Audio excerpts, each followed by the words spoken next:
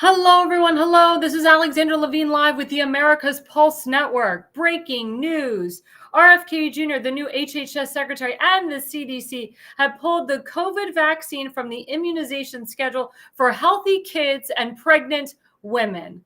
I told you, folks, I told you, when the COVID-19 vaccine first came out, it was not for young children. It was not for pregnant women. When you're pregnant, you can't even take an Advil. You're lucky if you can take anything. The COVID-19 vaccine was originally created for people 65 years of age and up, and with people with pre-existing conditions. But for young children to take something that's foreign, for a pregnant woman to take something that could affect her unborn child was ridiculous and asinine. The fact that pregnant women were in hospitals and were asked, did you take the COVID-19 vaccine? And they said no. And then the doctors would administer it to them and would say to them, well, you don't want to get COVID when you're pregnant. If you get COVID when you're pregnant, you could die, your baby could die. And now we're finding out that pregnant women that did take the vaccine, they had miscarriages, they had stillborns, they had very bad complications. Their children that were born, they had complications being born. We're also finding out that healthy kids, I'm going to repeat, were having issues. We're having issues when they got the COVID-19 vaccine. But this is such a great moment. Sorry, my producer was writing me something and that's why I paused. But this is such a great moment because RFK Jr. and the CDC, of course, listen to We the People. The slogan, Make America Healthy Again, is alive. It's a powerful slogan. It's a slogan that I'm so glad that RFK Jr. came up with and that President Trump is working with him on this. Again, the HHS is in the process of getting rid of synthetic colors and dyes out of our food. I can tell you that since I have been on the RFK Jr. diet, I've lost 25 pounds because I started really looking into what the heck is in our food. There's a lot of crap that's in our food, especially in the United States of America. I was in Europe. In Europe, there's no synthetic colors or dyes. There's no preservatives. Nothing's processed. That's why I lost more weight when I was there. My stomach was better there. My digestive issues were much better. But here in America, things are deep fried. Things are processed. Things have synthetic colors and dyes, especially in Doritos, potato chips, and so forth. And we really need to start looking into what's going into our food. As you know, RFK Jr., he's trying to look into what goes into our formula, into baby formula. There's a lot of synthetic colors and dyes in baby formula. Baby formula is heavily processed. And we need to get to the bottom of this. Why are young kids having allergies at 3, 4, 5 years old? Why are people having allergies, period? Why is there so many people with peanut allergies? And we're finding that there's a lot of issues with the COVID-19 vaccine. We're finding that it came from the Wuhan lab, but also there was things put into the COVID-19 vaccine that can affect people later in life. So I'm very proud of RFK Jr. and the CDC for pulling out the COVID vaccine or pulling it out from the immunization schedule for healthy kids and for pregnant women. Because again, when you're pregnant, you can barely take anything. You're lucky if you can take an aspirin and a Benadryl and Zofran, and that's about it. You can't even really take antibiotics when you're pregnant. When you're a child, when you're a young, healthy child, you need that bacteria. You need to get sick. That's why a lot of parents put their kids in daycare. So they get sick, they build up that immunity.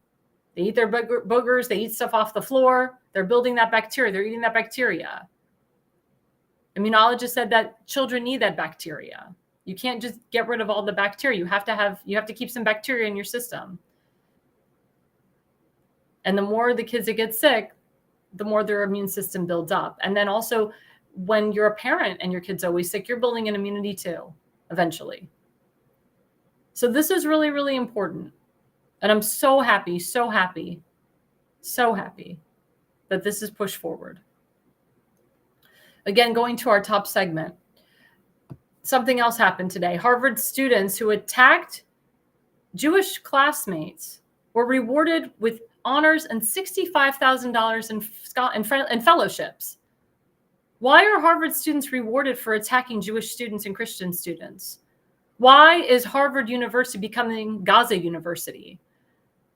I'm ashamed to say that I actually took classes at Harvard University. I took choral classes there. I met Ben Shapiro there at his first year at Harvard Law. I met every single person in Ben Shapiro's law class. I'm still friends with them today. Harvard University wasn't as bad as it is today but it was getting bad.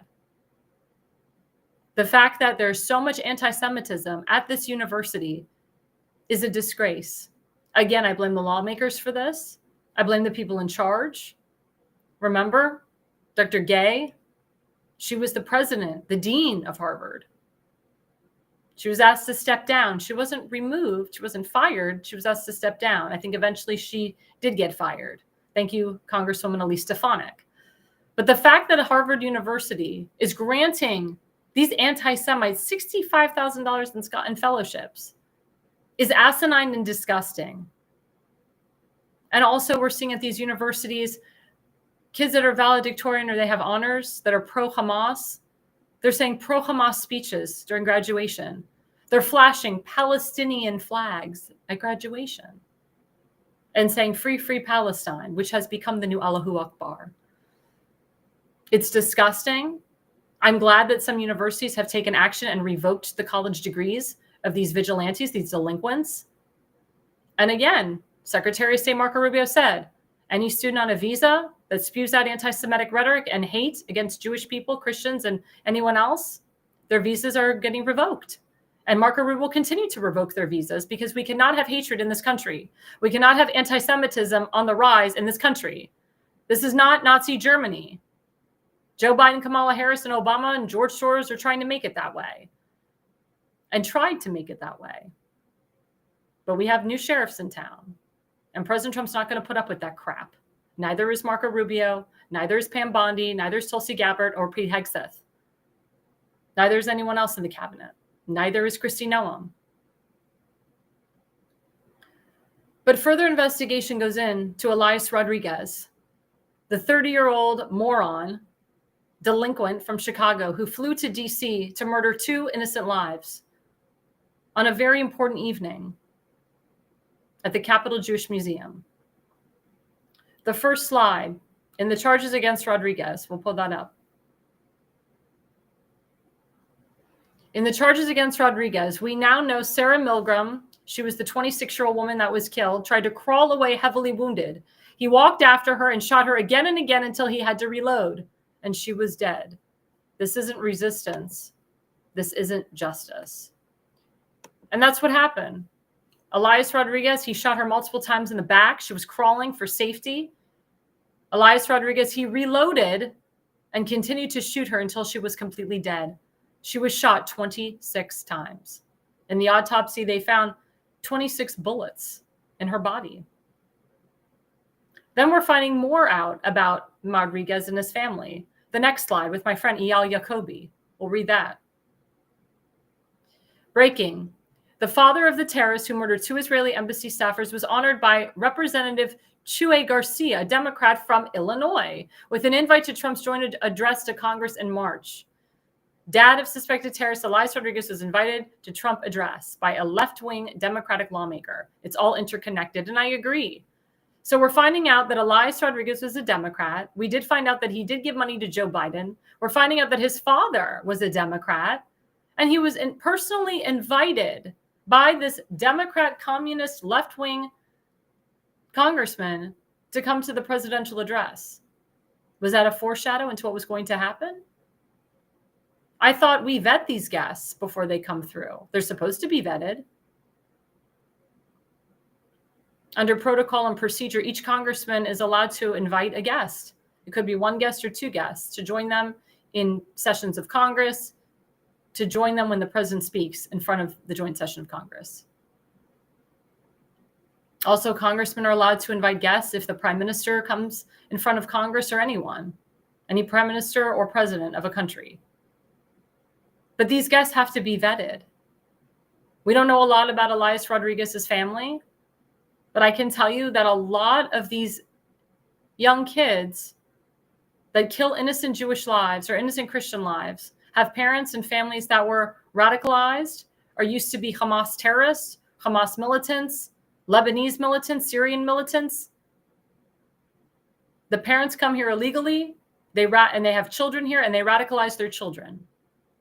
I can tell you in Gaza, they teach their children to hate Jews. They teach the children itself, the teachers, they teach the kids to hate Jews. That's why you see 3-year-olds dropping bombs on themselves, killing themselves, being martyrs. You see 3-year-olds throwing stones at Israeli Defense Force officers. You see pregnant women strapping a bomb on themselves and blowing innocent Jewish people up, and innocent Gazan children around them, innocent Gazan civilians. This is what's been going on for years. And I said, I hope and pray to God that on October 7th doesn't happen in this country. But the more we allow the Elias Rodriguez's and families in here, the more we don't weed these terrorists out, the more terrorist attacks we're going to have. In Liverpool, England, during Memorial Day weekend, a radicalized man, a white man, 60-something years old, decided to take a truck and drive it into a bunch of people. And he killed people too, just like what Gaza does in Israel. Just like what these Islamist extremists do. They take a truck, they don't care, and they just ram it into a bunch of innocent people. It's happening all over the country and the world. And President Trump has hashtag had enough of this crap. We all have. The majority of the people in this country, they do not support anti-Semitism. Thank God. We need to take care of our own. We can't allow another Yaron and Sarah murder to happen. And this third slide, my friend Michelle Lubin-Terrace, we'll put that up there.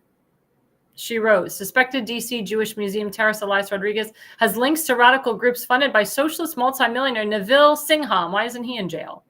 The suspected terrorist charged with gunning down 2 Israeli embassy workers in Washington Wednesday, which was last week, is associated with radical socialist groups funded by the far-left Chinese sympathizer, millionaire Neville Singham, and his activist wife, Jody Evans.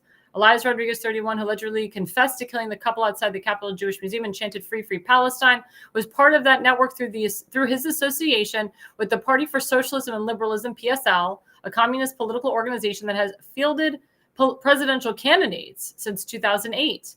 In 2018, Rodriguez also raised $240 in a GoFundMe campaign to join the March to Fight Poverty in Washington, D.C., and took part in demonstrations and protests around Chicago as a member of the Answer Coalition around 2017-2018, another radical socialist group, according to the Anti-Defamation League. So this kid was radicalized and a part of all of these radical socialist groups that should be dismantled.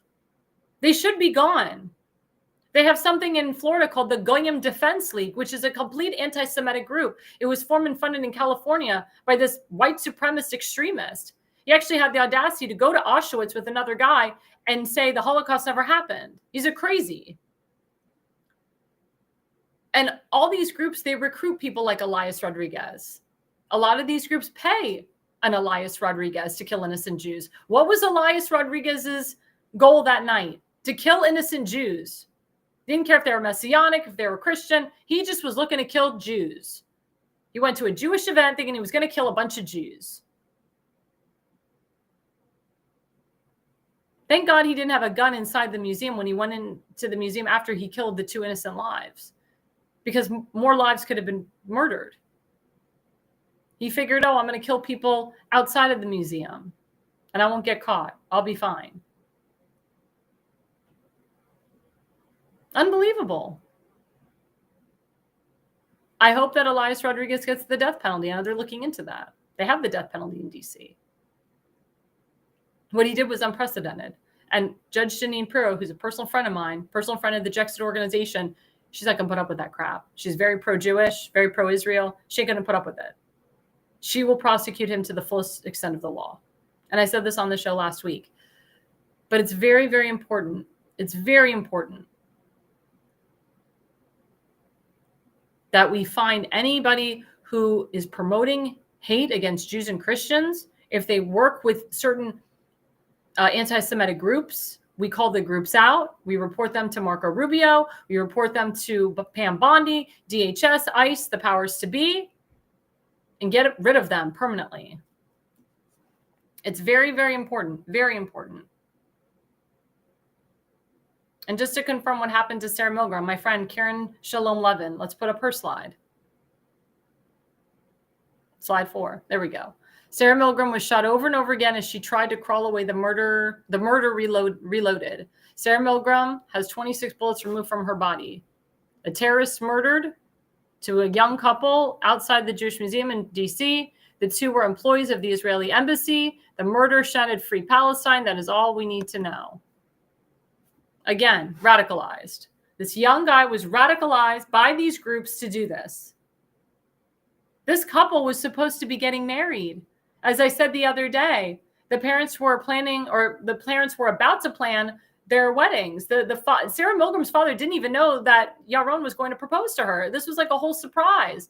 The whole point was he was going to propose to her next week when they were going to be in Jerusalem, Israel.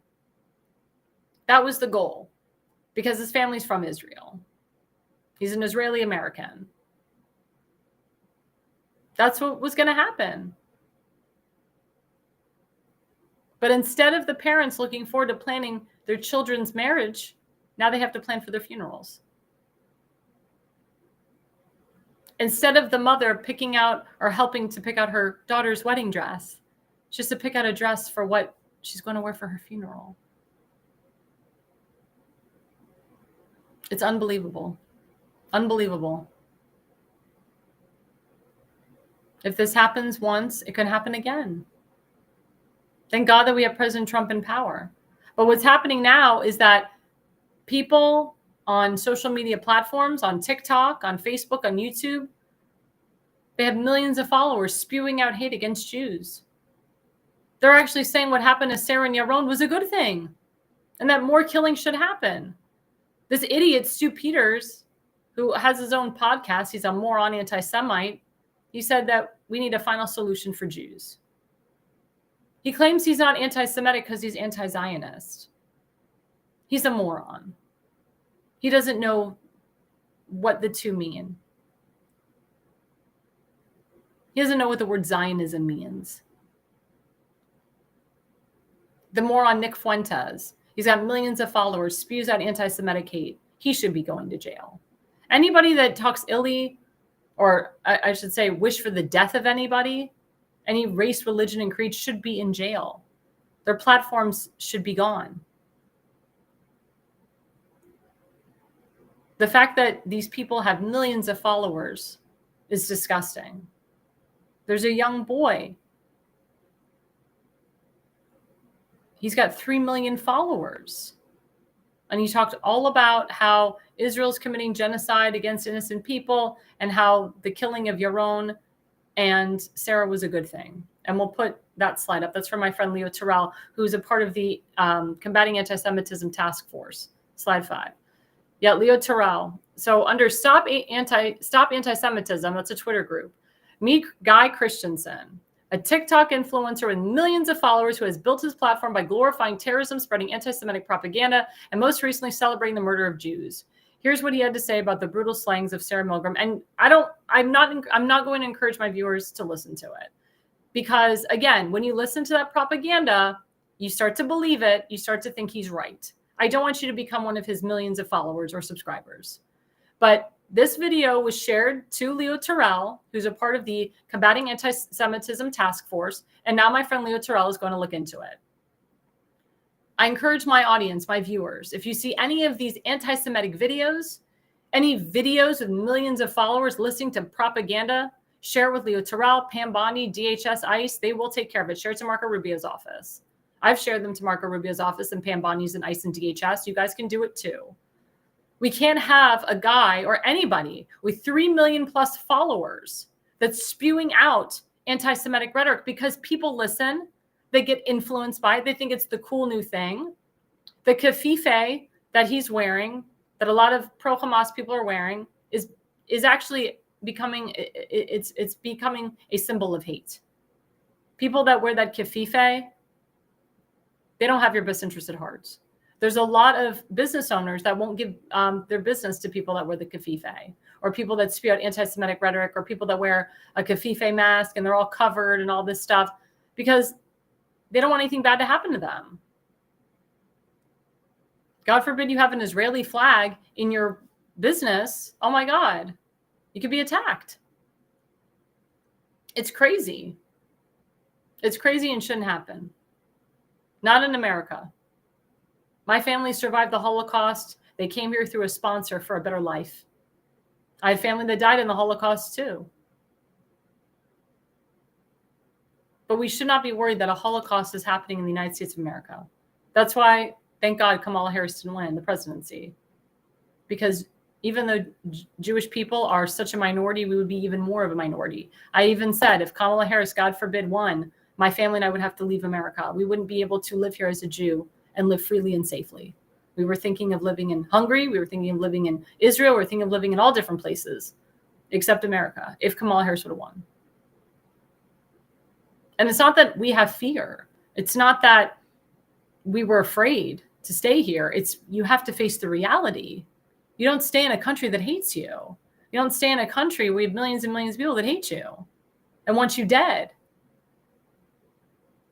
And look for Jews. And if they see a mezuzah on the doorpost of your door, they're out to kill you. And under a Biden administration, a Biden FBI, I could be killed innocently. No repercussions. But the Trump administration is doing everything they can to stop the anti-Semitism and stop the hate in this country. What I saw when Bibi Netanyahu came here the 5th time to speak in the halls of Congress, and I saw American flags being taken down at Union Station and Palestinian flags being lifted up and desecration of bells and desecration of things. It's disgusting. It was like Nazi control in your own backyard.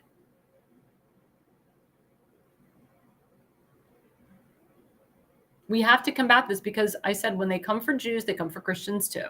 You see what's happening in Syria with Al-Qaeda and ISIS.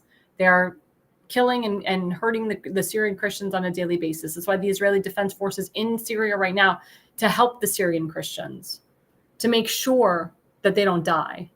And America's working with them as well. We have American troops that are around Syria and Israel as well that are working hard. We thank them for their service. Again, we just celebrated Memorial Day weekend where we memorialize the fallen. We thank our fallen for their service. And we memorialize them always and forever. Just like we will continue to memorialize Yaron and Sarah, Yaron Leshivsky and Sarah Milgram.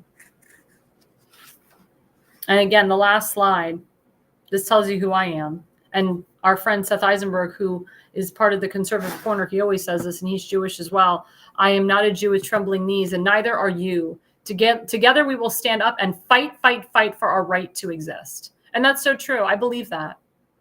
I don't believe in being in a closed door or being or crying in a corner. I think I told you guys after October 7th, my father and I, we wanted to go to Israel and we wanted to fight.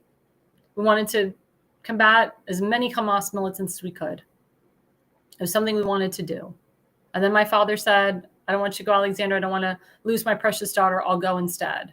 I've already lived my life. You haven't lived your life yet. Your life is still going.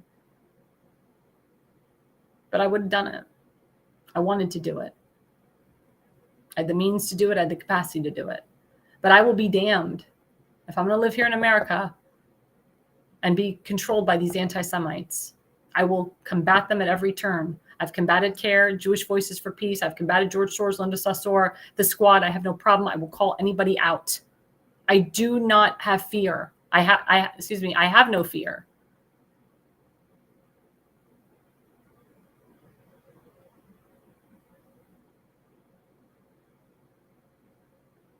We can't just sit in the corner and not do anything.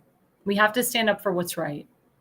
As I told you on this network, we will be dedicating and planting trees in honor of the 2 victims. People are looking into putting up plaques in their honor, classrooms in their honor, and so forth. We have to continue to say their names, Yaron Leshivsky and Sarah Milgram, forever.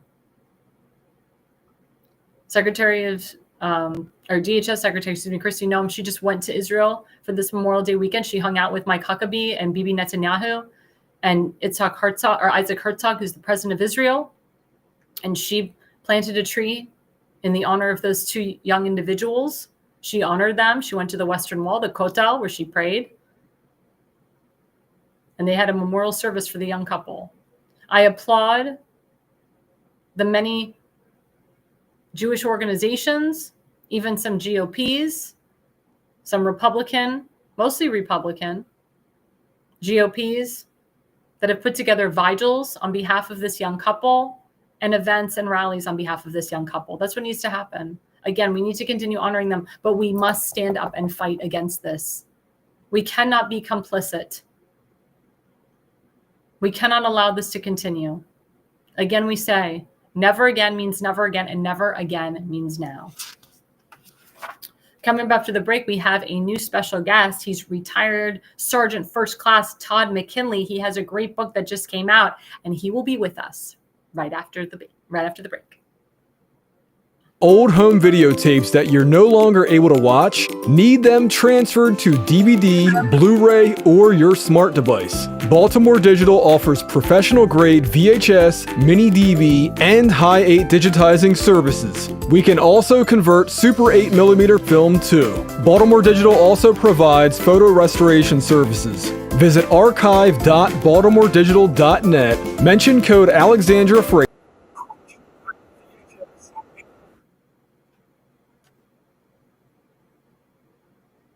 And hello, everyone. Hello. This is Alexandra Levine live. We are all in tonight with Alexandra Levine. Our special guest tonight, new guest, retired Sergeant First Class Todd McKinley. He wrote this amazing book called Those Left Behind, Veteran Suicide, and My Last Best Friend, Brad Bush. And we'll put up his picture right now. Awesome. There he is. And I'm so happy to have him. We, of course, thank him for his service. Please bring him on, Damon. Let's bring on our special guest.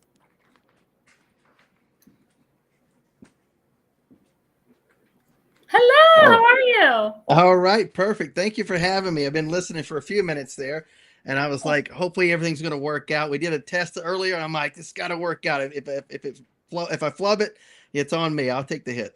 No, it's all good. Thank you so much for coming on. I really appreciate it. It's an honor. So, Todd, tell my viewers a little bit about yourself and tell us what inspired you to write this book. Well, absolutely. Yeah. So I'm a retired Army paratrooper, Sergeant First Class, as you said, senior non-commissioned officer. Retired in 2016 after serving 20 years. And of course, met my friend through AIT, Advanced Individual Training, many, many years ago. It seems like it was yesterday, but somehow we're pushing 30 years now. You know, it's crazy. But met this guy, he's prior service, and of course it means he had a little bit more experience in the Army. And so I got to know this guy, and I'm like, he loves the military, loves this lifestyle, and we really just got along with one another. We just became fast friends, and of course we had the same love of Chicago, the Cubs, but the Bozo Show, as I said, back in the day, and so many other things that we love the same music and the same mentality of serving this country. And we just got along. We clicked, and we called ourselves the man with one brain at times because we would think alike on so many things. So tell us about the percentage of veterans that commit suicide on a daily basis, because I know it keeps going up. I think it was 22 at one point. I think it's in the 30s now. Please educate my audience on that. Right. So several years ago, there was a study, and basically the estimation was it was between 17 to 22 a day. And of course, whenever it's a government study, you kind of always want to take that higher number because that lower number just maybe doesn't seem right because there's so many veterans every day that are committing suicide. And of course, one a day is too many, obviously, but 22 a day is egregious, and it's an epidemic, as the American Legion has said, and it really is. And of course, with the American Legion, they have what is called the Be the One program that's helping end veteran suicide, or at least get those numbers trending downward. And that's where the money or the proceeds for this book is actually going to go to help end veteran suicide in one way or another. We're going to do the best we possibly can. But just hopefully I can help out a little bit. So I don't know if you're involved with like the veteran suicide hotline, or if you've ever experienced a friend who called that hotline. What is the process or the procedure, the protocol when a veteran calls that hotline and they're thinking about committing suicide? How can we prevent those veterans from committing suicide? Right. Well, that is good. You bring up the veteran hotline, or if you will, the suicide hotline, and it's open for everybody, not just veterans, but civilians just the same, military members, and it's 988. Everybody can remember 911. You can remember 988. And of course, if you're a veteran, you hit extension 1, and you'll talk to an actual veteran who's had counsel training, if you will. And at the same time, probably has been in the same situation as that veteran, who maybe has actually experienced suicidal thoughts, if you will, or maybe actually committed or attempted to commit suicide. So you have actual counselors who know what they're talking about. They can help you talk through the issues, and at the same time, stay on the phone with you until you get help, or somebody is intervening to get you into a facility that very day. Now, do you see more places or more cities or countries or states? Like one state has more veterans that commit suicide are thinking of committing suicide more than another? I haven't looked at any studies, but I imagine if you have a larger population, you're probably going to have larger numbers anyway. But I don't know any specific areas because I've not looked at a pinpointed study or anything like that. I just take, the studies that I've seen and, of course, listen to a lot of veterans who are peer-to-peer counselors who read a lot of these studies. They said that, at times the numbers do go down, but it still hovers around that 22 a day level on an annual basis, which is sad. And do you see like a lot of veterans that have PTSD? Are those the ones that are really suffering? Those are the ones that are really thinking of committing suicide from your experience? Yeah, but a lot of times you think about this, with PTSD, it's sometimes you can't even identify, people who are suffering because people mask it so well. You can ask somebody, "Hey, how you doing?" "Yeah, I'm good, no problem. Let's go have a beer." But you miss a lot of things. You know what I'm saying? People can mask things, but a lot of times, yeah, people have suffered PTSD or at the same time have survivor's guilt, which isn't necessarily, it may fall within PTSD somewhere. I'm not an expert counselor or anything like that, but people have that survivor's guilt, which I imagine it's within the same vein as well. Now, as you know, we have a new administration. We have Pete Hegseth, who's a military guy. Doug Collins, he's a military guy. He runs the Department of Veterans Affairs. Tell my audience, the differences that you see between the Biden administration, or I would say Obama 3.0 administration, and the Trump administration, and how the Trump administration with Pete Hegseth and Doug Collins, how they're handling our veterans. Right. Well, I can tell you, go back to whenever it was the 45th administration, right? Go back to the first administration. We saw numbers starting to trend downward. You saw the VA actually taking a bigger role in trying to actually do what we call buddy checks. Reach out to the veterans that are enrolled in your local VA and ask them how they are. Hey, we haven't seen you in a while. We want to remind you, you got your 6 month or your annual appointment coming up in 6 months. How you feeling? How you doing? And so, we're trying to have the VA take a lead in some of the Be the One or buddy checks. So the Biden administration over the past 4 years, I don't want to, I do discuss partisan politics on a regular basis, trust me, but I don't want to bring partisan politics issue into veteran suicide. But I can tell you, they were less responsive, I can tell you, in a big way than the current administration or the previous Trump administration. And it was noticeable. I can tell you, a lot of veterans, whenever we were around a lot of other veterans in our organizations, like say the American Legion, we don't tend to get involved in discussing partisan politics because we're a nonpartisan organization. Right. But the politics of the veterans by and large, 90% are probably trend to the right or Republican. And they'll tell you straight up, this administration, meaning the Biden administration, is doing nothing. This is the problems we're facing. And you're having people commit suicide in the parking lots of VAs and a large number under the Biden administration to protest, and which you don't see that really under the Trump administration at present. So there's a big difference there. Well, I can say in 2018, President Trump passed the VA Accountability Act, which Correct. is great because it really helped our veterans, because unfortunately veterans were going to the VA hospitals or weren't taken care of. And you have doctors just sitting there, nurses just sitting there, allowing the veterans to die. Yeah. So thank God that President Trump came in there and pushed that bill and pushed that law. So now, go ahead. Yeah, and it's such a revolving door with some of the employees there, with doctors and so forth. It's hard to have that relationship with a physician or vice versa. And that was a big problem. And I think with the Trump administration trying to retain a lot of these experts, if you will, a lot of these physicians, so that way you can have the good relationship. And I think that we're seeing that in this current administration, focusing on the veteran. Of course, having Doug Collins, a veteran, is helpful. He's very receptive to the veterans. And of course, I know a number of people who actually have his own personal number and have spoken to him on a regular basis. So to have a secretary's number like that, and you can reach out to them, you're responsive. Well, I mean, I can tell you there's a lot more transparency in this administration than we had with the Biden administration, even the Obama administration.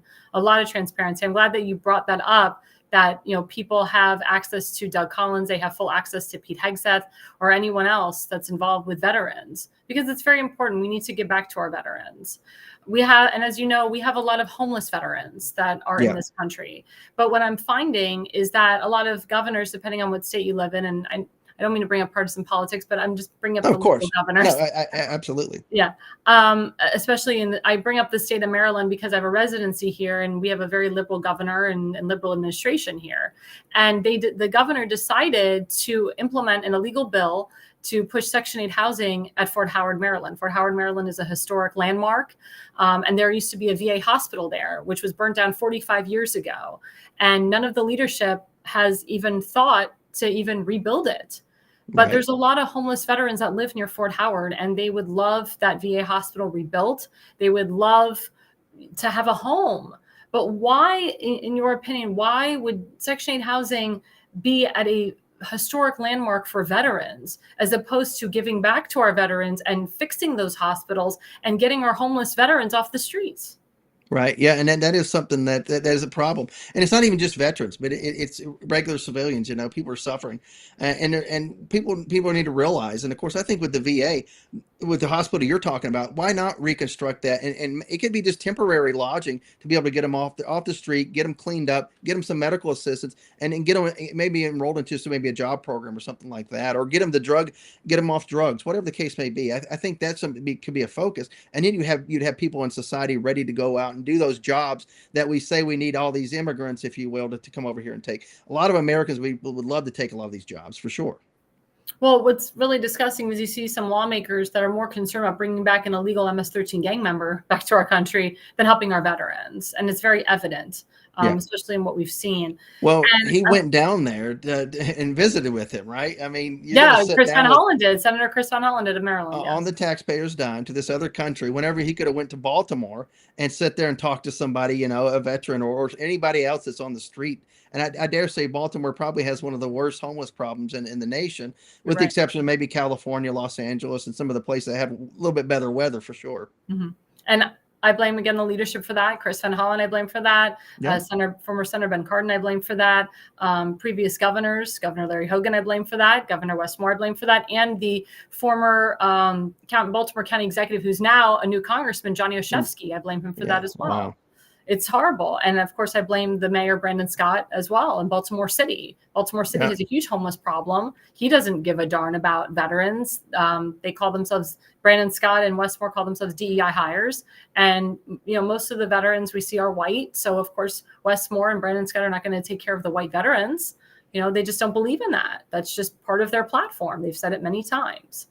And it's just, it's really sad. It's very sad. How can we push our lawmakers to be more involved with the VAs, to be more involved with the American Legions and so forth? Right. Well, I can tell you, we're an organization that relies on membership. Any civic organization relies on membership. And whenever you go lobby, say, a legislative body, whether it's your own state legislature or Congress, they look at, say, where you're coming from. We'll say the American Legion. How many members do they have? How many members are voting in my district? What have you? And so the strength, the saying, their strength in numbers, you know, it basically rings true here. Whenever you come in and say, well, the American Legion, we want X, Y, and Z, you're going to give us X, Y, and Z, and or not get reelected. And of course, that's what we need. More people, you know, joining these organizations, whether it's the Legion, VFW, or whatever. You know, join these organizations, join civic organizations. That way, you'll have strength in numbers, and it helps strengthen and clean up your communities. So what do you think of a lot of military men, a lot of veterans that are running for office or that are currently in office? Like we have Ronnie Jackson, he's a congressman in Texas, he served. And Right. we have, you know, we had Pete Hegseth. I mean, now he's the Secretary of Defense. I mean, Right. this is great. You know, we have a lot of military people that are either in the cabinet or in Congress. What do you think about that? Well, I love it. And of course, I think I mentioned to you last week, you know, I served right alongside Ronnie Jackson. He arrived at the White House Medical Unit, I think, either as a lieutenant commander or commander, and loved to see his progress as he became an admiral, director of the organization, President Trump's physician, and a great man. And of course, that's what we need. Veterans can stay on task, and they're disciplined. They can cut up with the best of them at the same time. Whenever it comes time to get the job done, they can get it done, and they'll do it basically on schedule or under schedule and under budget, because I'm very well versed in that, as are most veterans. Also, you know, talk a little bit with us about like the VA healthcare. There's a lot of veterans that really they need stem cell research for PTSD, for traumatic brain injury. I actually work with a stem cell research doctor in California who is doing it on the private sector. She's trying to do it on the governmental side, push it into the VAs, push it into Walter Reed. So tell me a little bit about that, you know, how we can implement, you know, stem cell research or just help our veterans a little bit more that have traumatic brain injury and so forth. Right. Well, I'm not an expert on stem cells for sure, but if it works, you know, why not try it? And of course, if it helps veterans, it's going to help a civilian just the same. You know, why not try to implement something like that? Why not support that type of therapy? I mean, it makes sense, I guess. I'm not an expert though. So, well, what would you think in terms of like the VA health? What do you think would be I would say, veterans get more, benefits to help them? I mean, they say, TRICARE is very good, but a lot of people complain TRICARE is not enough. No, you're absolutely right. And the VA, you got to think about this. It comes out of a separate pot of money than TRICARE. I'm a retiree, so I have TRICARE, and of course, I'm also enrolled with the VA. So two separate pots of money there. So the way you got to think about this, and I'm not going to try to be some expert on anybody's benefits, etc. But it's two separate pots of money. It's funded differently. So why should we not focus on, regardless of where the money's coming from? If it's going to benefit, even if it's, even if the Army or the military is paying for something and the VA is paying for something, if it's going to benefit us in the long run, all of us, all citizens, why not fund it? Who cares? Who cares which pot of money it's coming from? I know I'm probably speaking out of my fourth point of contact. My paratrooper buddies know what I'm talking about, but regardless, whatever pot of money it's going to come out of, if it makes sense to spend it, it's going to benefit veterans. It's going to benefit the greater society in the long run. And I agree with you on that. I think, by President Trump, he cut out the Department of Education. I think he wants to put a lot of that money, especially into our veterans. He wants to put a lot of that money, as you know, he passed the big, beautiful bill in the House of Representatives right. to ICE, to Border Patrol agents to protect us against illegal immigrants. And also that helps to protect our veterans. I mean, I haven't heard stories of a homeless veteran being murdered by an illegal, but it could happen. It could happen at any moment.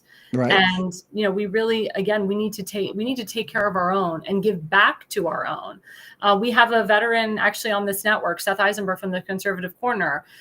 He was in the Navy and he has had major surgery on his foot recently. He has very bad sepsis in his foot. Ooh. And it looks like somebody shot his foot. It really does. And we have a GoFundMe for him, and he's raised over $6,400, which is amazing. The goal is $25K. But what we're seeing is, more people are giving money to like these murderers and these illegals, like they're raising $400,000, $500,000, but they're not giving $25,000 or more to our friend Seth. So how can we just help, I guess the American people, realize that, giving to an illegal and giving to a murderer is not where your money should go. Your money should go back to our troops. Your money should go back to our veterans. What say you about that? Oh, absolutely. You said it perfectly. I mean, for crying out loud, why should your taxpayers' dollars, American taxpayers' dollars, go fund somebody who's broken your laws, our laws, whether you agree with them or not? They're our laws. They were put in place by people we've elected. And they were signed into law by people we elected. So that's how we live in a society. We should follow the rules. Why shouldn't they follow the rules? And at the same time, why should they get rewarded over an American citizen or somebody who's put their life on the line for this country, for crying out loud? You shouldn't get a benefit just because you were able to sneak in across a river or you overstayed a visa. I'm sorry. I agree. And, Todd, tell us more about your organization, because there are other organizations out there too for veterans. There's Wounded Warriors, there's Tunnel for Towers, et cetera. Tell us more about your organization and how my viewers and everyone can get involved. Right. Well, I can tell you the American Legion, but I'm not here speaking for the American Legion. But since I am donating the money for this book to the American Legion, we are 50C19 federally chartered by Congress. We have 55 departments, so we're across the entire 50 United States and overseas. We're in Latin America, we're in France, and a few other places. So 55 departments. We're a nonprofit, and our basic job is to support veterans and their family, to include children and youth and the widows of the fallen and the orphan children. That's what our organization does. We take care of people. We don't profit not one penny at all. And of course, this is just going to go help, hopefully support some of the people who may be thinking about suicide. And maybe if it can help one person to not commit suicide, I think it'll be worth it. Now, have you done talks all over the country already about your book and about, your friend who inspired you to write this? No, actually, we just had it printed over the past couple of weeks. And it's been out, I think this is the third week. So it's been out for 3 weeks. And I just wanted to start promoting it, doing podcasts and things like that. And of course, we do a weekly radio show, as I mentioned, the Common Sense Conservatives, which we're going to have you on, hopefully. That'll be great. Of course, we're on radio. And of course, we stream just like this as well. So hopefully I can sell 1,000 copies. That'll be about $6,000 roughly to the American Legion. Every dollar counts, of course. And if this can help in the slightest way, I think it'll be worth it. That'd be great. Well, I would love to invite you to Maryland and to Florida, to talk about, your book, to love it. Talk about, what you do. I think it's fantastic what you do. You're giving back to our veterans. I think it's amazing. You're giving back to the people that have risked their lives for us and, people that, are unfortunately, you know, they want to sacrifice their own lives, but you're helping people. And that's what's really important. And a lot of people don't see that. And I think it's such a good deed that you do every single day. And please tell us how we can find your book, your website, and so forth, and social media. Absolutely. So if you're watching the stream, you can see it, toddmckinley.com, TODDMCKINLEY.com. And right there on the top, you can link to the book, and it's available on Amazon. Again, Those Left Behind, Veteran Suicide, and My Late Best Friend, Brad Bush. That's awesome. We just have a couple more minutes left. The floor is yours. If there's anything you want to discuss, go ahead. The floor is yours. Oh, absolutely. But I appreciate what you do here as well. Don't hold it against me that I did live in PG County for a little bit when I first moved. Yeah. That's okay. So did my mother. Right. Yeah. Well, I had to get to know the DC area. So that's why I lived there. It's easy to get in and out. And I could get to Andrews Air Force Base or Joint Base Andrews now back in the day. So loved it. God, that's so funny. No, I'll be honest. PG County is not what it used to be. It's much worse. It's much worse. I mean, we had a terrible county executive, Angela Alsterbrooks, who's now the U.S. Senator. So she did not do a great job with that county. Larry Hogan lives in that county. He hasn't really done much with that county either. Right. He was the governor and ran the state to the ground a little bit. Yeah. And now he's thinking about running for governor again, I heard, as an independent, not as a Republican. And if he can't get in, then he has his minions that do his work for him and get in. Right. Yeah. We can't have that. We can't have that. You know, we can't have that. I mean, you know, it's very sad. A lot of people like Larry Hogan's first term, and then he comes in the second term, he gets reelected, and then he's like a completely different guy. But the truth is that he always was this rhino. He always was this guy that did backdoor deals with Democrats for years, and people are now just discovering it.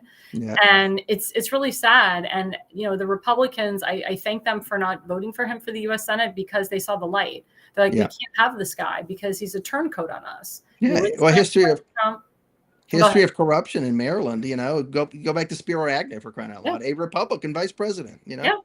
Yeah, I agree with you. It's terrible. And then you have, you know, senators and congressmen that think it's okay to go over to El Salvador and try to, you know, get this MS-13 illegal gang member back to Maryland. It's disgusting. It's disgusting who they're fighting for. Again, they should be fighting for our veterans and not fighting for illegals. They should be working to replenish and replace and rebuild the VA hospital in Fort Howard, Maryland, and basically get our veterans off the streets, because like you said, the veterans could live in this hospital or they could live in a facility for them to get them off the streets and not push Section 8 housing. And it's not, they say it's for low income families, but I don't believe them. I think it's a way to facilitate illegals without us seeing it. It's disgusting. Oh, very likely for sure. It's really gross. But again, Todd, thank you so much. What you're doing is amazing. Love to have you back. And again, we'd love to bring you to Maryland or to Florida or any state and have you read your book and discuss your book and help you out with your organization as much as possible. Thank you, ma'am. I appreciate it. We'll see you soon.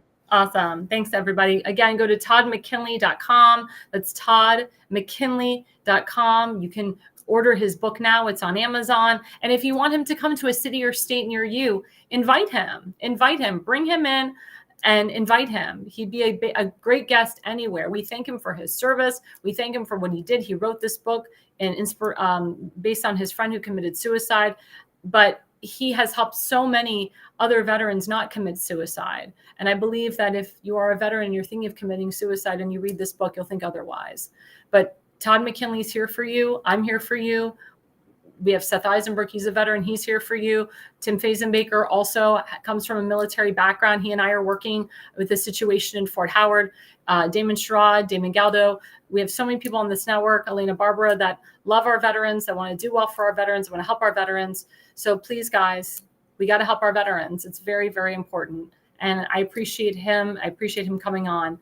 And after the break, we have a special segment. Speaking of veterans, speaking of West Point, President Trump actually went to West Point. He spoke at a graduation ceremony in West Point. Those are the next generation going to serve our military. Instead of them going off into the private sector, they're going to, they're going to serve, and they're going to do that line of duty and sacrifice their lives. And West Point is very hard to get into, and it's very hard to graduate.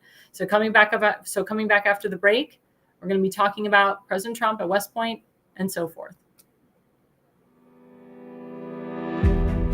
Hi, I'm Alexandra Levine. I'm a professional opera singer, actress, TV, and radio personality. Since 2015, I've been a volunteer, a field director, and a campaign manager, learning the ins and outs of the political world. That's why I became a political consultant. My job is to lead you to victory with organization, structure, and the mindset of winning for your district or state. With my guidance and direction, I can keep you focused on the things that matter to the people and advise you on key issues that need to be addressed. If you're a serious candidate that is serious about winning, then book a consultation with me today. Go to levineconsulting.co. You'll be happy you did.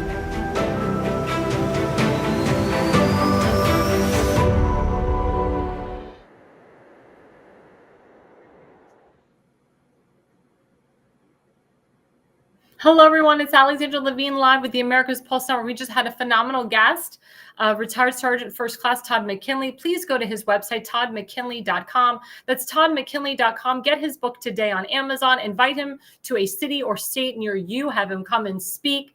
And also, if you know a veteran that's thinking of committing suicide, Todd McKinley is the man for you. So our third segment tonight, again, talking about veterans and talking about military. President Trump spoke at a graduation ceremony at West Point. We'll put up that image right there. Beautiful image. Beautiful image, how he's walking there with such pride, such strength. All those West Point graduates. I can tell you, I have friends that have graduated West Point, that have been accepted to West Point. It's not easy to get into. It's a very difficult place to get into. But people that go to West Point, they get out of West Point and they become wonderful men and they serve our nation and they have that life. They sacrifice their life for us. Again, we must stand for those that stand for us. It's very, very, very important. And everywhere President Trump goes, if he goes to the Army-Navy game, if he speaks at a college at West Point, they cheer him on. They love him. They love him. President Trump, he laid the wreath at Arlington National Cemetery with Vice President J.D. Vance and Secretary of Defense Pete Hegseth. Total protocol. How he salutes the troops. How he puts his hand on that wreath. How he places the wreath on the stand and salutes and goes back. It's beautiful to see that. It's beautiful to see that he doesn't need someone telling him where to go. He knows where to go. He knows what to do.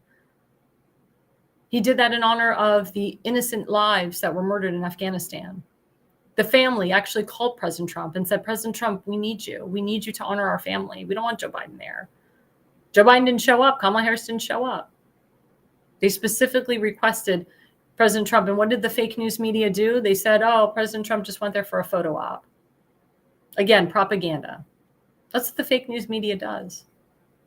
But to see how beautiful the ceremony was at West Point and also at Arlington National Cemetery yesterday for Memorial Day. How we gave honor to our troops. My grandfather, he served our nation in World War II in the Philippines, in Manila. He was in the Air Corps. They honored my grandfather at the Jewish War Veterans in D.C. When my grandfather passed away, they honored him again. My grandfather, he loved serving our nation. But he also wanted everyone to know that war is hell. The last thing you want is to go to war. And you don't want to be in war for years and years and years. Like we were in war with Afghanistan and Iraq for 17 years. That's why President Trump is doing everything he can to end these wars, to end the war in Ukraine and Russia, to end the war with Israel and Gaza, to end wars with China. Because China, they always say they want to go to war with Taiwan, to not have China be the superpower. President Trump is trying to end the financial war in Europe. That's why he's so strong with these trade agreements and these trade deals and putting tariffs on these countries that keep screwing us over. People think tariffs are a bad thing. It's not. It's actually a good thing. It's helping us a lot. It's making America great again. It's helping our gas prices rise, lowering inflation. Remember, he came into this White House, he was left with a mess. He left in 2021, left us in great shape. Biden comes in, ruins the country, makes it worse than ever before. President Trump comes back in January 2025, and he's reversing all the bad stuff that Biden did. And we're finding out Biden didn't even do it. Everything Biden, quote, signed, all these pardons, was through the auto pen. And President Trump even talked about that today on Truth Social. Who was in charge of this auto pen? He even mentioned presidents. He thinks that Barack Hussein Obama had something to do with it, and so do I. Remember, Barack Hussein Obama, he, quote, left the White House, but he never really left.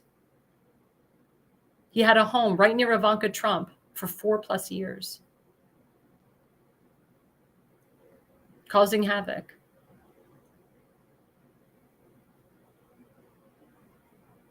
And Valerie Jarrett lived there with her daughter, who used to work for CNN, and Susan Rice, who was the former NSA director, with her corrupt husband, who I think worked for a leftist network. The fake news, the propaganda, the mainstream media is the worst. It's the worst now than ever. I'm glad that President Trump continues to call them out. I'm glad that Caroline Levitt and the White House press team are putting in conservative media, such as myself and others, to call out the fake news and report the facts. That's why I'm a White House correspondent. Because Caroline Levitt is tired of the fake news dominating. She's tired of people attacking President Trump, lying about him, lying about what he says and does. It's craziness. It's utter craziness. As I said before, and I'll say it again, we are not the fake news media. We are not the mainstream media.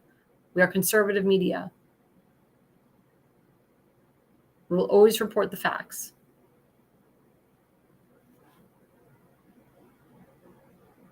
But why do these leftist and liberal politicians continue to hurt President Trump and his agenda? Why can't they just fall in line? Why can't they just, work with the guy? President Trump has a great crossover rate. He got a lot of Democrats and independents to vote for him in the general. He got a lot of Democrats and independents to actually hashtag Jexit their party and become Republicans and vote for him in the primary. That happened in 2016. That happened in 2020 as well. That happened in 2024 as well. Why is it that there's Israeli Americans, they have dual citizenship, they vote in our elections, they vote 92% for Trump, 96% for Trump, 98% for Trump, but there's so many liberal Jews here in America that continuously just vote against Trump because they don't like him or because he's a Republican. Now, I thank the majority of the Jewish community for hashtag leaving the Democrat Party and voting Republican. I worked on that, as well as the Jexit organization that I'm involved with. We all worked on that with the Republican Jewish Coalition and ZOA and so forth. We worked to get more Jewish people to vote for President Trump, and they did because of October 7th. But we need more of them. We need more Jewish people and more Christians to vote Republican. We need more Hispanics to vote Republican. President Trump did very well with the Black community. It just needs to keep going. And we'll put up the second slide. Mindy Crossland. Democrats voted no. This talks about the new Big Beautiful Bill Act. They voted no on tax cuts, no tax on tips or overtime. They voted no to funding to support the borders or secure the borders. They voted no for giving military pay raise. They voted no for men and women's sports. They voted no to stop fraudulent Medicaid payments from illegals. And they voted no for people with multiple accounts to secure it for seniors. That's what the Democrats voted for. Now, one Democrat voted for the Big Beautiful Bill. It's showing you that Democrats are okay. They're okay with this type of crap. They're okay with taxing the crap out of you. They're okay with harvesting illegals and DEI. They're okay with that. It's insane. It's insane garbage. I can't stand it. I really can't stand it. What's wrong with these people? Again, they work for us. We don't work for them. But I guess they live in such liberal states and liberal cities and liberal counties that they don't care. Again, the majority of the liberal states do not require photo ID to vote. So illegals and 17-year-olds and 16-year-olds just constantly keep voting for them, and dead people too. That's why Chris Van Hollen, like our guest said, he didn't care going to El Salvador on your taxpayer dollars, Maryland taxpayer dollars, to go visit Kilmar Garcia and have a margarita with him. And you had other lawmakers too. And then you had 3 Democrat lawmakers from New Jersey that went to a detention center in New Jersey, an ICE detention center, and actually were supporting illegal criminals. This detention center is like the worst of the worst. This happened in Newark, New Jersey. Like, what the heck? They pushed and shoved ICE agents and Border Patrol, putting their lives in danger. I wouldn't be surprised if they wanted the illegals to escape, these illegal criminals to escape. Thank God one of them is being charged, but they all need to go to jail. They all need to be removed from office. We can't have that. That's treason. You support illegals before you support Americans? You're supporting illegals before you support your constituents? And they're all doing this because they're kowtowing to their special interests and lobbyists and certain donors. I said this and I'll say this again. Special interests and lobbyists are detriments to our nation. They control the power of the purse. They're constantly on Capitol Hill, begging these lawmakers to support their crap and just pushing money into them, funding their campaigns and saying, if you do what I ask, we'll fund your campaign, we'll donate to you, we'll make sure you win re-election. It's disgusting. And also the lobbyists pick who should be the next congressman or senator of the state. That's what they do. Same lobbyists that are pushing for Puerto Rico to be a 51st state. It's the same crap. Same lobbyists that are pushing for Israel apartheid, pushing for boycott, divest, and sanction, pushing for Jew hatred. Chris Van Hollen gets funded by J Street. It's an anti-Semitic group. They do not support Israel. They do not support the Jewish people. They support Hamas. You have the Squad, specifically Congressman Rashida Tlaib. She gets money from Hamas, terrorist organization. Ilhan Omar, she screams at Somalia first. She gets funds from the Nation of Islam, which is formed and funded by Louis Farrakhan, a known anti-Semite. She screams out Somalia first. She says, I am here in America representing Somalia. I will make sure that Somalia is first and not America. I'll make sure to take care of my Somalian refugees, my Somalian friends, my Somalian family over Americans. That's what she said. She said that in 2022. The speech went viral. How she keeps getting elected is disgusting. And I know why she keeps getting elected, because you have the Nation of Islam, you have terrorist organizations that keep funding and pushing for her to keep being in office. And because Congress doesn't have term limits, my God, I hope she never becomes president of the United States.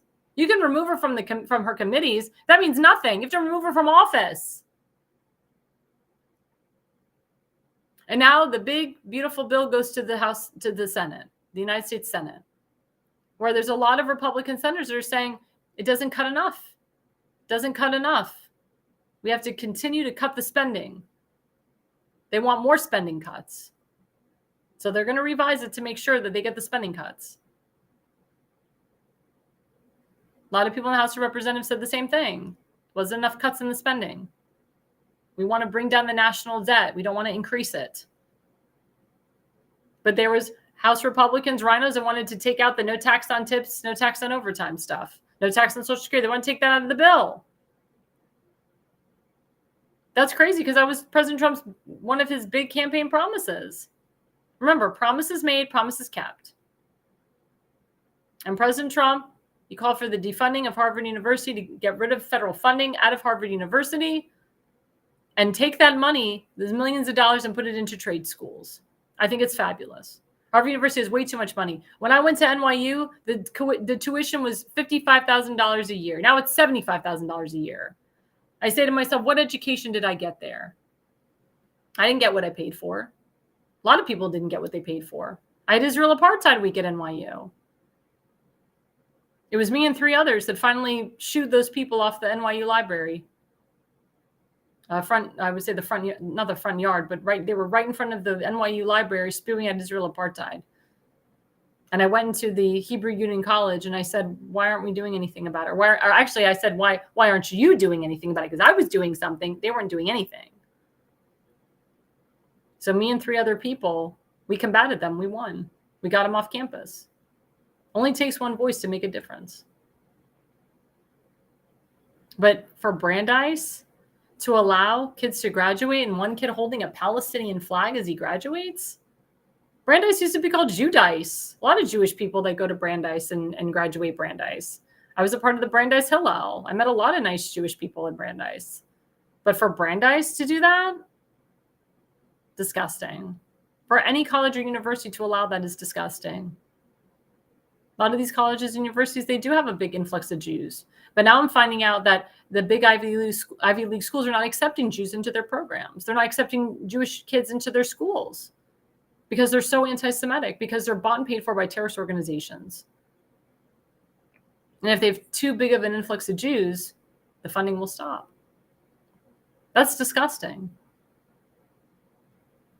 You work your whole life, you want to go to Harvard University, you're a straight A student, you have a high GPA, and you can't go to the college because of your religion, your ethnicity?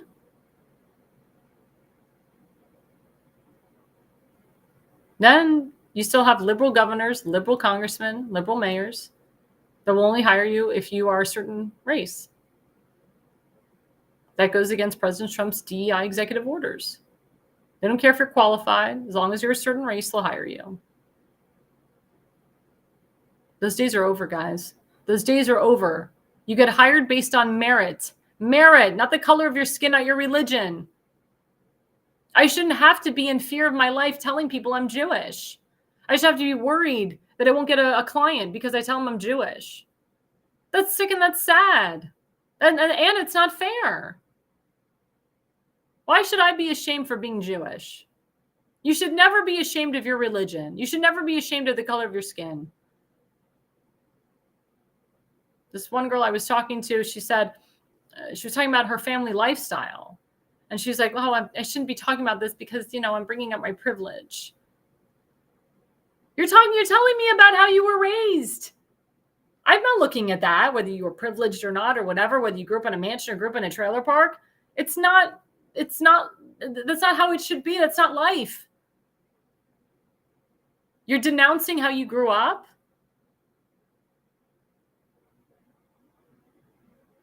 She's just assuming that people will be upset because she said she grew up a certain way. What the heck? This is craziness. Crazy. But this is the liberal mindset. This is the woke mindset. This is what happens when certain TikTok influencers and social media influencers, that's the problem. I don't like it.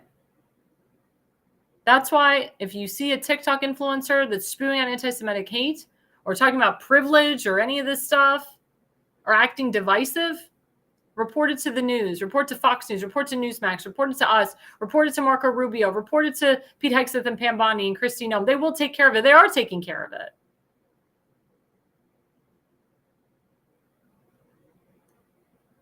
That's how crazy some of these people have become.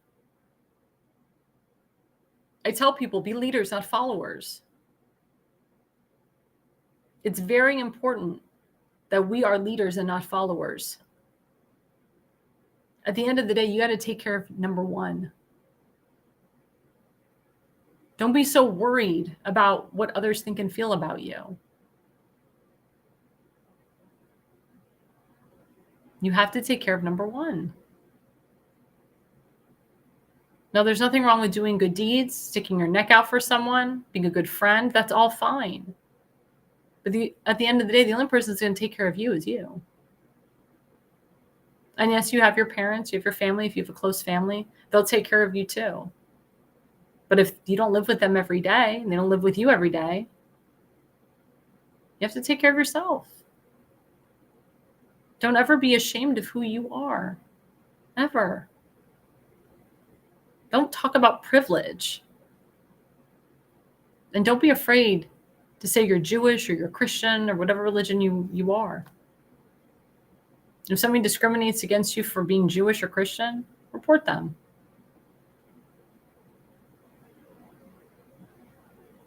You shouldn't be afraid to wear your Jewish star on your cross walking down the street or wearing a kippah. You shouldn't be afraid to have a mezuzah on the doorpost of your door. When you remove those symbols of religion, You're letting the enemy win. That means they got to you. That means they put fear in your eyes. You should not be in fear. It's your religion that keeps you safe. When you wear those symbols on your body of a Jewish star, of a cross, of a kippah, you're giving your love to God, and God protects those who are good. God protects those who need help.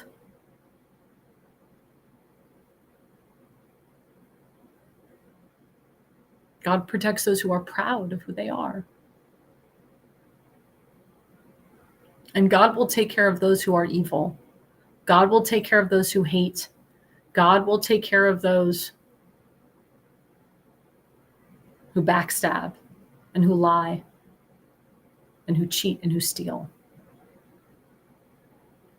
I always say God works in mysterious ways. God is the Almighty. He's very powerful. But if you stop believing in him, if you stop worshiping him, if you stop wearing your symbols, you will see a difference in your life.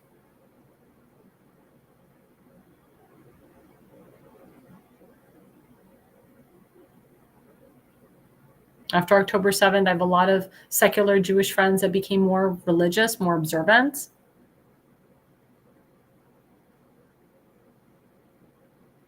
And they're happier for it.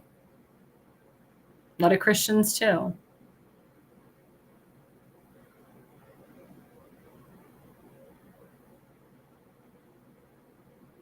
When I gave my grandfather an extra month of life to live, I could feel God touching me on his shoulder. I could feel my grandfather's soul on my shoulder. When I got out of tickets, I said, "Thank you, Grandpa. Thank you." But I feel more powerful now than ever before. I feel stronger now than ever before.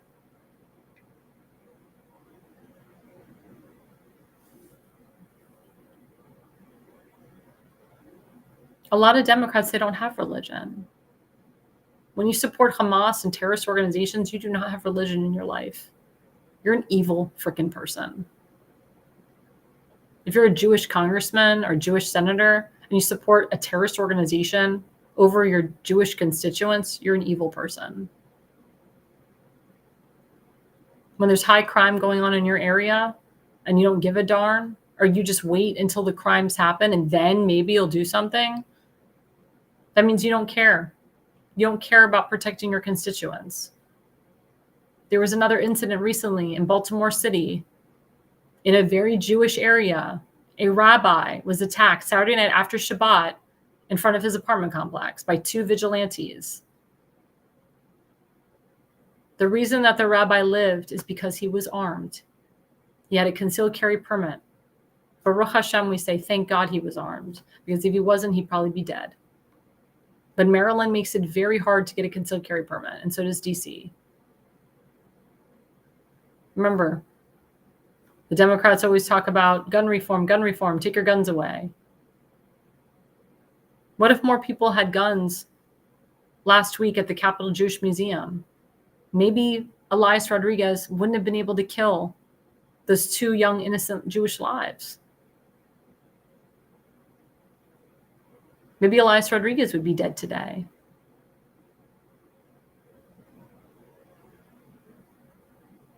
I was at Bender JCC in Rockville. They only have one security guard there who's armed. Only one.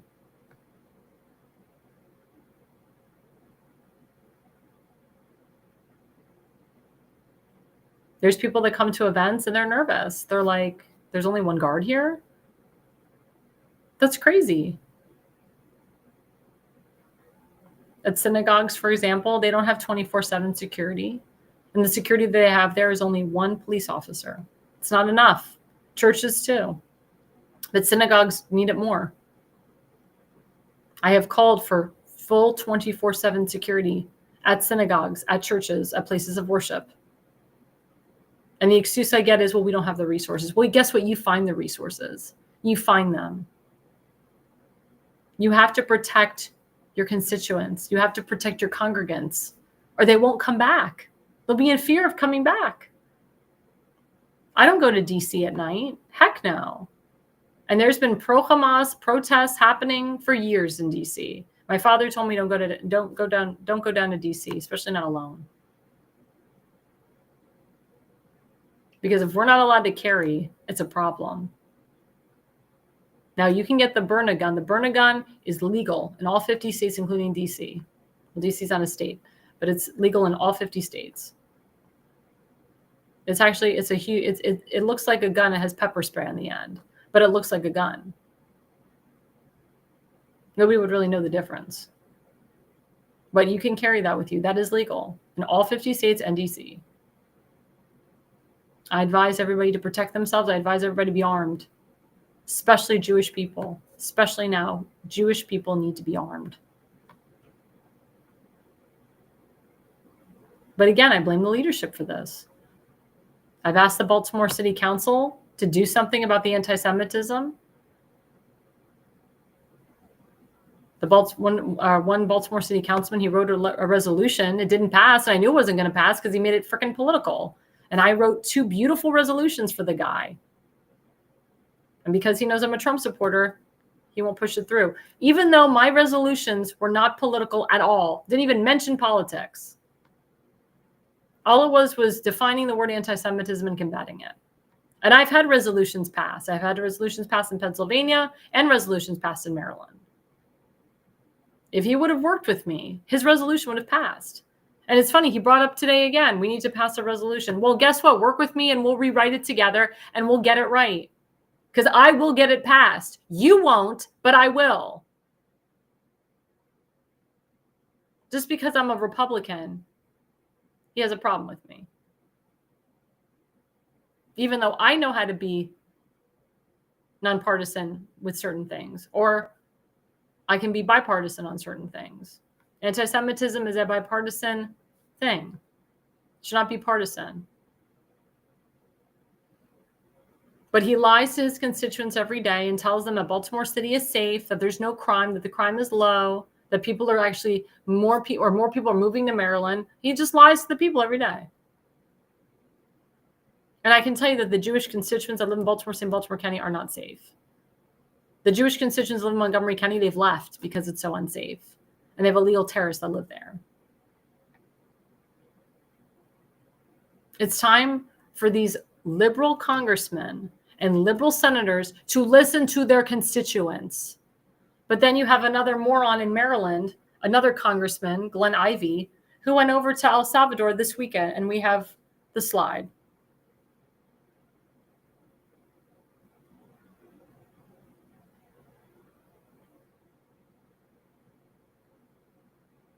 And we're waiting for the slide. There we go. Our good friend TimFazenbaker, he actually wrote this on his Facebook. Representative Glenn Ivey of Maryland, flying to El Salvador for, quote, a wellness check on Abrego Garcia. Why not help actual Marylanders? And that was the point. Why is this congressman going over to El Salvador to try to bring back, again, this illegal criminal, Abrego Garcia? The congressman said that Kilmar is his constituent. How is Kilmar his constituent? He's an illegal. Now, if he voted for him, then he voted for him illegally. Illegals are not allowed to vote. But again, in the state of Maryland, they do not require photo ID. So he probably did vote for him. And all the other illegal criminals that live in Maryland probably voted for Glenn Ivey. Thanks for letting us know, Glenn, that he's your constituent. That means you allowed an illegal to vote for you. Congratulations. But he goes over to El Salvador like a moron. He didn't get to see Kilmar because he was supposed to get a permit from San Salvador, and he didn't do it. He figured, I'm a congressman, I'm a lawmaker. This is ridiculous. This is partisan politics. No, you're a moron. Why are you going over to El Salvador? Who's paying you to go there? Now, he did not go on taxpayer dollars this time because Congressman James Comer, who runs the House Budget Committee, is not allowing congressmen and senators to have the taxpayers pay for this crap. He said, if you want to go to El Salvador, you pay for it on your own damn dime. We're not taking money out of the taxpayers for this crap. After what Chris Van Hollen did, that spectacle. But it's unbelievable. Unbelievable that that's what this congressman did on Memorial Day. Instead of memorializing the fallen, our veterans. Remember what we talked about? We need to get back to our own. We said that with Todd McKinley. They're giving money to Kilmar Garcia, not money to Seth Eisenberg, and not money to veterans that are suffering, veterans that are thinking of killing themselves. No, instead of memorializing the fallen, this moron congressman from Maryland spent his money going to El Salvador.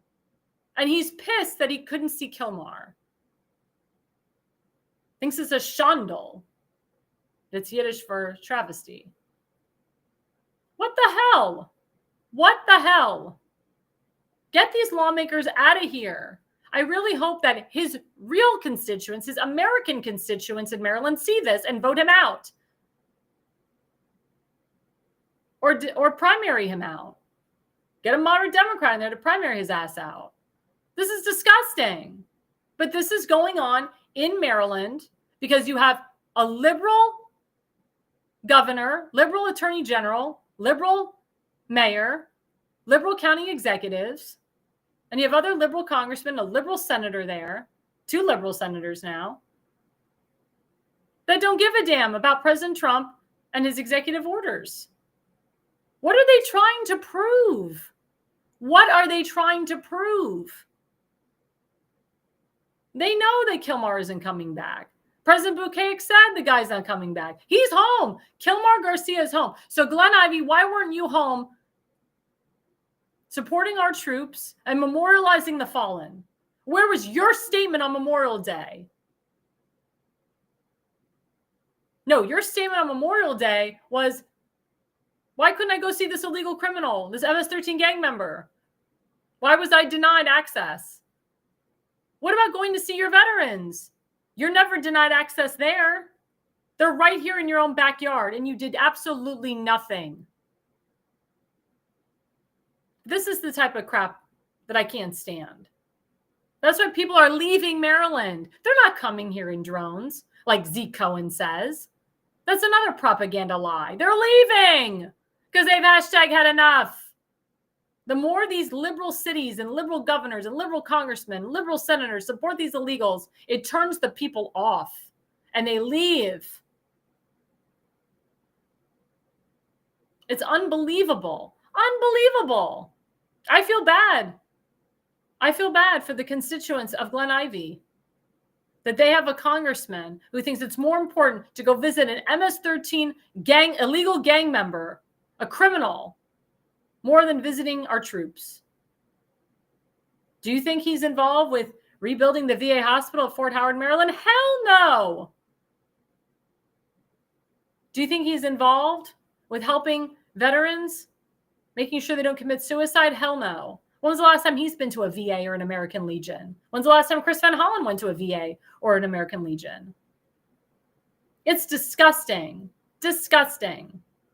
I'm so fed up with these propaganda liberal politicians that get paid. They're getting paid to go over to El Salvador to try to, quote, make a point. A wellness visit? Come on. A wellness visit. Please. Cut the BS. The majority of Marylanders don't accept this. They don't like this. They don't like that their congressmen and their senators are going to El Salvador to cozy up to an illegal MS-13 gang member. And it's been proven multiple times. But then we have the Supreme Court that voted to wait for these illegals to wait trial for being here illegally or committing crimes. So they commit the crimes, but president can't deport them back to their country. They have to stay here in America, living off the system, and wait years for, quote, due process. These people are illegals. Why would the Supreme Court vote 7-2 on this? Who's buying and paying them off? What they did was terrible.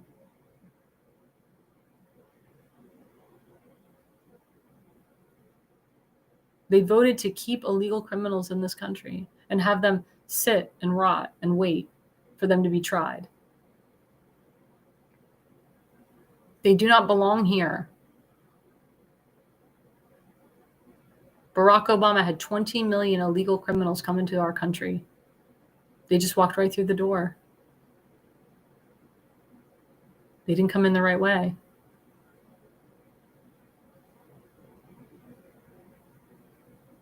And Thomas Homan and DHS Secretary Kristen Noem are doing everything they can to get these illegals out. Let President Trump and his administration do their job. Stop breaking the law.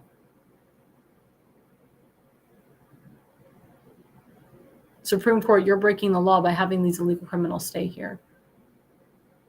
President Trump and his team are following the law.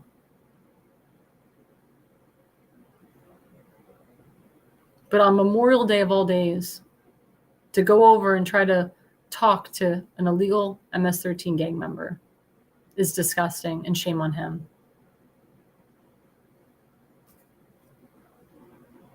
I really hope that the people of Maryland and other states wake up and realize that we need to protect our own. We need to put America first. That's what the majority of the people voted for.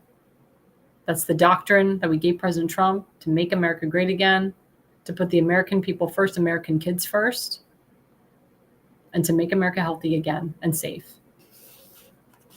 Coming back to the break, more breaking news about Barack Obama and an exciting event that's happening on Trump's birthday.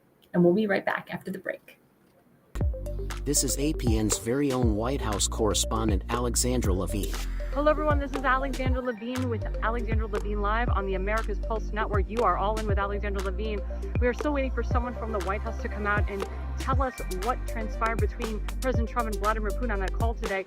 We are here live at the White House. We're waiting for White House Press Secretary Caroline Leavitt to come out and tell us about the updates of today, the call between President Trump and Vladimir Putin, what transpired in that call. Subscribe and follow America's Pulse Network on the above social medias.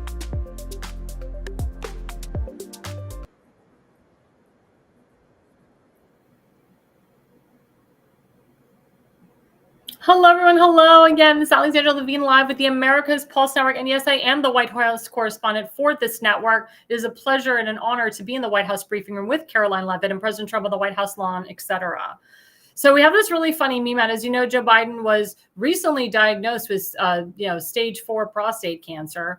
But as many doctors have said, he's probably had this cancer for many, many years. And of course, the mainstream media and the people that work under Joe Biden and Barack Hussein Obama and George Soros and his wife, Jill Biden, probably knew about his cancer and hid it from the American people, just like they hid his dementia. So I'll put up the first slide of this meme. It's so funny.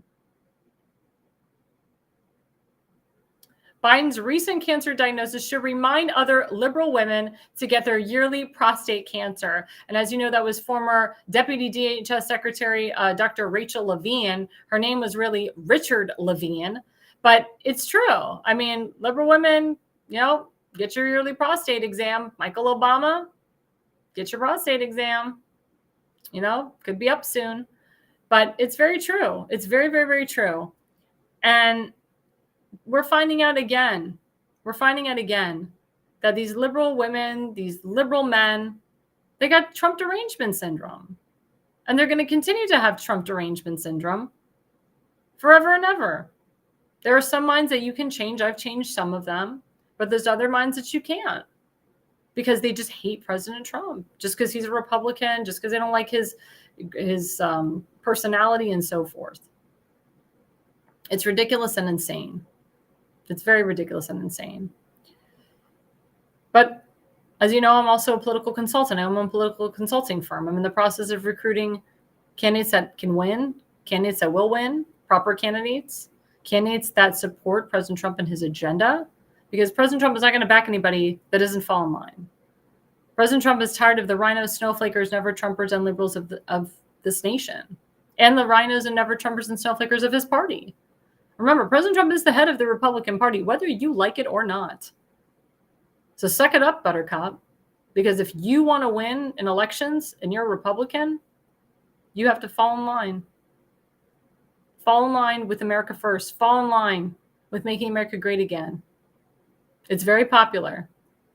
Making America great again should not be a partisan concept. It actually should be bipartisan. What's wrong with making America great again? What's wrong with American kids first? What's wrong with America first? Isn't that the whole point of being the president of the United States, is you put your people first? You put your constituents first? Other countries do. They put their people first. Under Obama, he put us last. He put the terrorists first. He put Muslim Brotherhood first. MS-13 gang members first. ISIL. He created ISIL, aka ISIS. The Taliban, Islamic Jihad. That's who he put first. He didn't put Americans first. He wanted Americans to suffer. That's why he worked with Joe Biden and Kamala Harris to make Americans suffer for 4 years. That's why we know the election was a sham. And we have this tweet where it says, Republicans can't win without MAGA. Let's put this up. There, my friend Cat Turd. Republicans can't win an election without MAGA. They seem to have forgotten that right after Trump's landslide in November. And he's referring to a lot of Republicans in the House of Representatives and a lot of Republicans in the Senate. A lot of people like Cat Turd and my friend Gunther Eagleman that are hardcore Trump supporters, they're upset with a lot of House Republicans. They feel that they do not represent us, they're not listening to us, and they're not getting the ball rolling. He feels that they're grandstanding. We have the power. Republicans have Congress. So let's get stuff passed and stop stalling. There's nothing wrong with changing a sentence here and fixing this bill here to make it better for we the people. But remember, Congress makes the laws. Congress passes the laws. These are laws that will be installed for the rest of our lives. And I agree that we need to start codifying President Trump's executive orders. Even moderate Democrats have called for that. Even some more, I would say there are more centrist Democrats have called for that.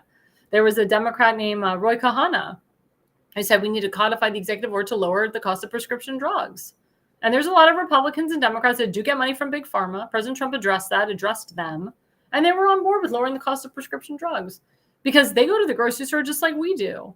Cost of Advil is insane. Cost of Benadryl, cost of Mucinex, cost of prescription drugs. I have a client, she has issues with her hair. She has hair thinning. She spends over $200 on shampoo and conditioner, a prescription for her hair, to grow her hair out. I have clients that have early signs of alopecia. Their prescriptions are very expensive to reverse the signs of alopecia. It's very important that we lower the cost of prescription drugs, but also that we codify President Trump's executive orders. Again, you're not with the MAGA agenda, get the hell out of Congress. Don't even think of running for office. You will not win. President Trump is only endorsing people that are working with him, that will support him, that vote with him, that appreciate him and his work and what he's doing. And that's the truth. But we still have a lot of pushback. We have these rallies, we have these events, we have BLM doing their rallies again. Hamas does a rally all the time. And it's because of one man, Barack Hussein Obama, that implemented this, and he won't go away. I can tell you, Barack Obama is the target. He's the number one target that Trump is going to expose and possibly take down. That man spied on President Trump's campaign in 2015. The man tried to put President Trump in jail. My opinion, he might have had something to do with his attempted assassinations. A lot of people think that, not just me. The man is dangerous. Barack Hussein Obama is dangerous. He's a fake man. Had like 26 plus fake social security numbers. His birth certificate doesn't even look legit. Sheriff Joe Arpaio worked with forensic specialists on birth certificates, as well as this lawyer based out of Italy. They all determined it was a fake birth certificate. A lot of people think Barack Obama was born in Kenya. A lot of people think Barack Obama's wife is a man. I didn't even know what a transgender was until Barack Obama. I would say a lot of suspicions about Barack Obama. But he's a very dangerous man. He never should have been president. The American people didn't see him coming. And he was worked by the best. He worked with Oprah Winfrey and Reverend Wright and Louis Farrakhan. That's why he was so good when he spoke, and he had that big warm smile. And Governor Westmore is Obama's younger version. Westmore also works with Barack Obama and George Soros and Oprah Winfrey. The same players, the same people. It's disgusting. That's why we have to be careful. We have to really be careful. Who we put in office, who we support, it's very, very important. And again, like I said, before Barack Obama, we'll put up the meme. It's a very important meme.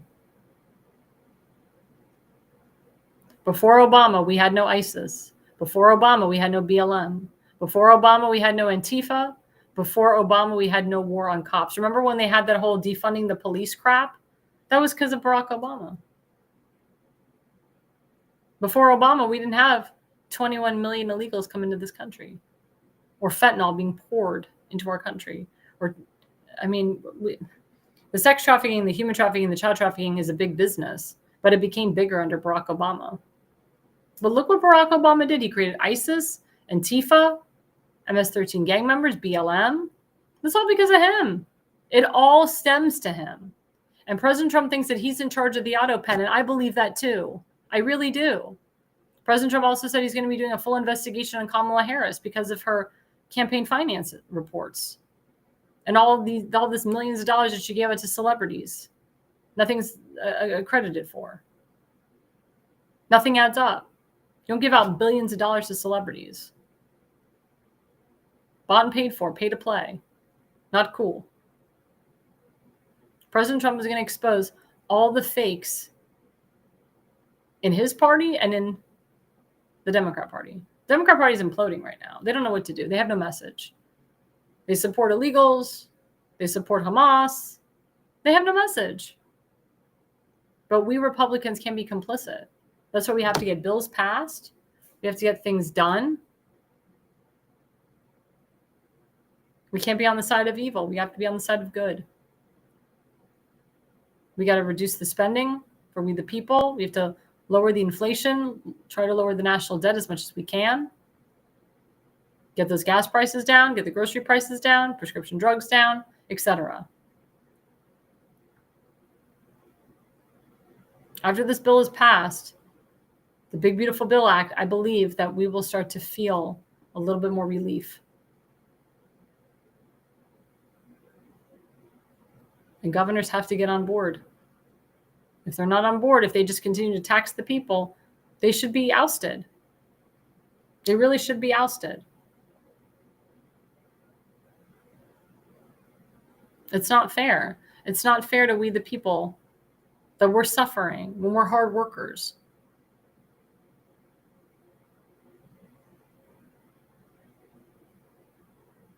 I know people that are still working 2, 3, 4, 5 jobs to make ends meet. Shouldn't be that way. But we also have people that continuously live off the system. They abuse it. That shouldn't be happening in this country anymore either. Again, we need to take care of our veterans, take care of our own. Lawmakers need to start taking care of their own. Stop helping freaking illegals. Stop taking care of them. Stop supporting them. It's disgusting.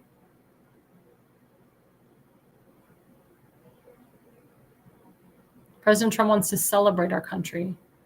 President Trump wants to show his enemies, or our enemies, I should say, and Europe. But he's not going to put up with their crap. We finally get respect again. When he went to the Middle East, all the prime ministers and presidents and kings, they welcomed him. They welcomed him on the tarmac. That didn't happen under Biden. They did business deals with him. They gave America billions of dollars. That's how it should be. President Trump, master negotiator, that's what he does. We needed a businessman as president. We needed a change agent. But you have these crazy liberals that want to hurt him. They want to stop him. They want to stop his agenda. They're just going to lose in the end. But we Republicans need to stand strong. We need to be behind President Trump. We need to fall in line with his agenda. And we need to listen to what he has to say. If you don't like something he puts in the bill, you can call him out on it, and he'll negotiate with you. He'll compromise. He's not a monster. But for him to come to the halls of Congress to say, we need to get this bill passed, that means something. Because it's important to him. This is what he campaigned on.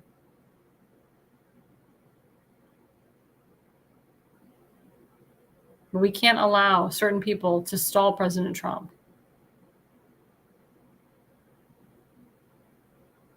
And what is President Trump doing on his birthday, June 14th, Flag Day? We'll put up that meme. He's celebrating America, 250 years.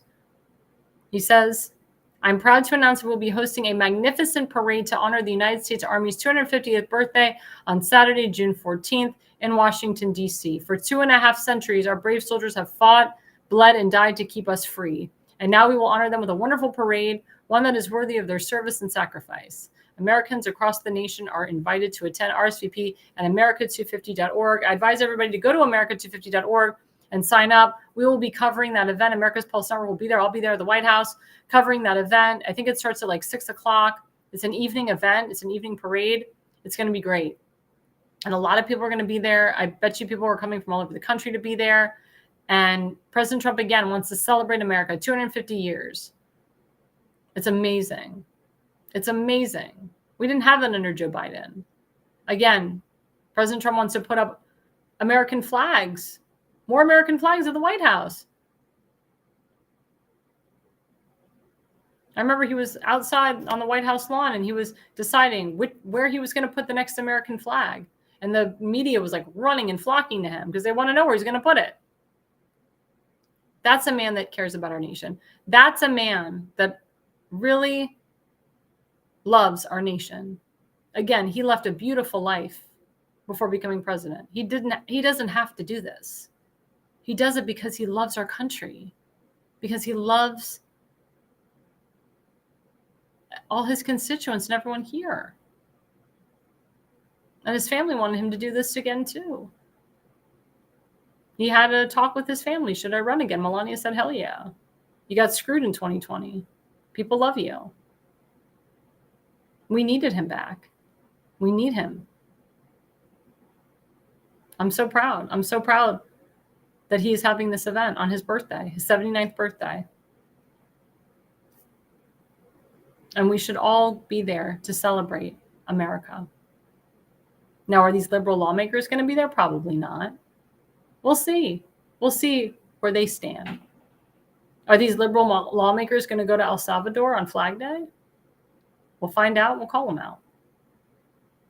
But if you are an American and you love America, you will be there June 14th to honor our troops, to honor our country.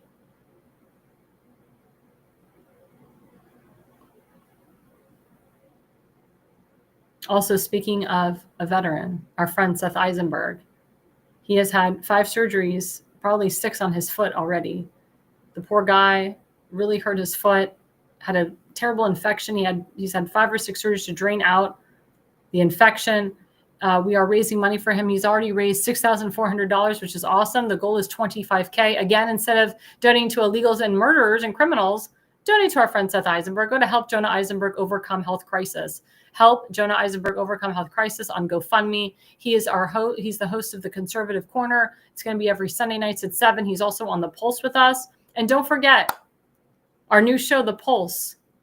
It's a great show. We've had so many views. We had 20,000 views on X, 21,000 views on X, 23,000 views on X, and that's just X alone. Our show is amazing. We have a phenomenal panel. We have 3 hosts plus the 2 guests. It is tomorrow night from 8 to 9 p.m. I am hosting, so come and watch us. It's going to be a great discussion. And also don't forget my friend Allison Reedy. She is raising money for her son. She has a Facebook page, My Son on the Altar. This is her new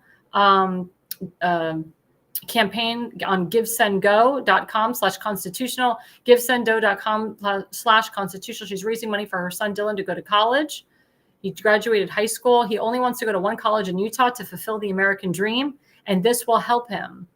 This will help him significantly. So please go to givesendgo.com/constitutional, give a donation, whether it's $10, $15, $50, whatever. Give to a child that wants to fulfill the American dream. He's an American. And remember, we got to give back, just like we got to give back to Seth for serving our nation. This is our next generation right here, Dylan. We got to help him. We've got to help him. Any dollar counts to helping him and getting him to college. And again, don't forget, everybody, we have more shows on this network. We are expanding our network every day. We have the Jersey Shore with Damon Galdo from 8 to 10 p.m.